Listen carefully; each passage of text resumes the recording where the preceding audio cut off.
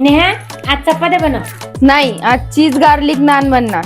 चपाती cheese garlic naan. चपाती cheese garlic naan. नाही चपाती। Cheese garlic naan. ठीक आहे, तू कधी ऐकणार हे बनव काय बनवायचं। 2 कप मैदा, त्यामध्ये 1 कप दही, त्यामध्ये 1 टेबलस्पून साखर, चवीनुसार मीठ, हे सगळं मिक्स करून याचा एक मऊ गोळा बनवून घेऊ।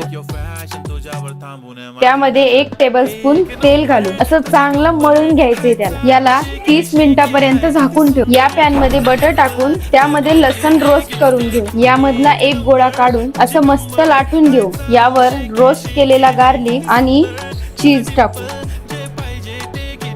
यावर थोडी कलोंजी टाकून कोथिंबीर, दुसऱ्या बाजूला पाणी लावू आणि असं भाजून घेऊ।